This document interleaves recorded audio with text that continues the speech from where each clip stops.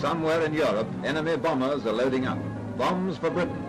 Ju-88s to rain destruction on your country, your home, your friends, perhaps even your children. And if you don't first spot them, how will you stop them?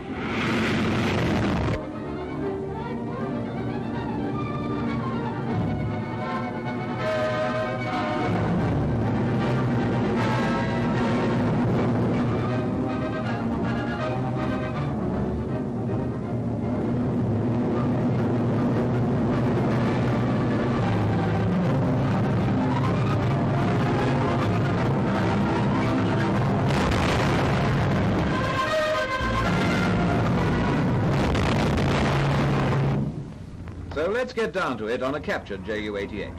First impression, that bulbous glazed nose, two long engines in line with it, and the typical German fuselage, long and slim.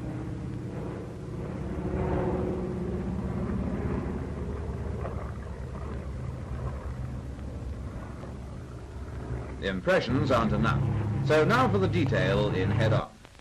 Almost low wing, with dihedral from roots. Then that bulbous glazed nose, with a gun position jutting out beneath it. And perhaps most important of all, those large underslung engines. For recognition purposes, call them radial. That's the dope in head-on then. Get going. Now from just below, and the engines still look radial, but the fact is they're inline engines. And it's the circular radiators mounted in front that give that radial look. And see the wings, how the taper to narrow tips gives a pointed appearance at this angle. Make a mental note too that the jutting gun position below the nose destroys the low wing effect which you saw in head-on. But he's an 88 all right, and no mistake. Once we get him against the sky, the wing plan shows up well. That's no ordinary shape. See the break in the wing taper and the curve to the wing tips. Long engines in line with the nose, and you've got the Ju-88. If you want to make assurance doubly sure, take in the forward position of the tailplane, making the fin and rudder stick out a mile. As dive bomber or level bomber, he normally has 4 external bomb racks. Here only 2 are fitted. The others should be there and there.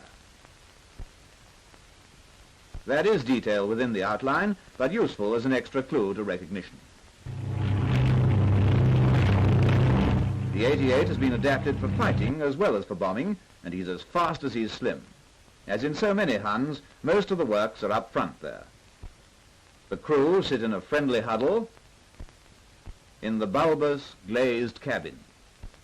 That's not the sort of nose a fighter wants, so the Hun gives the fighter version a solid one.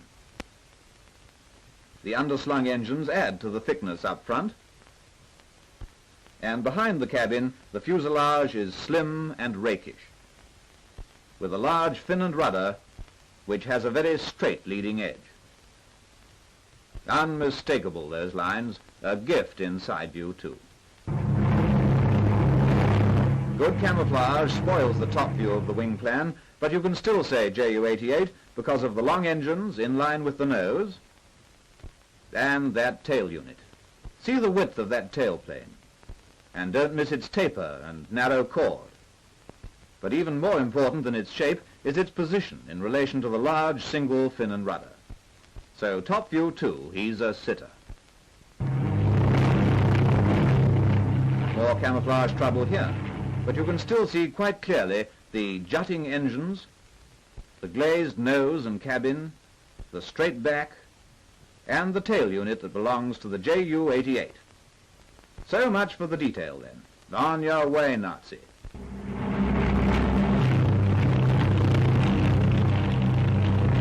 Now get a further eyeful of him and check over the points we've talked about. He's all yours.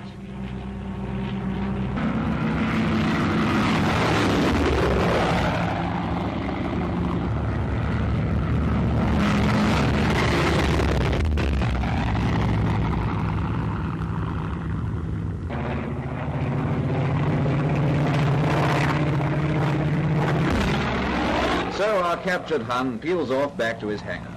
But that isn't the end of it. Oh, no. The enemy is on the job, but so are men who'll know their recognition.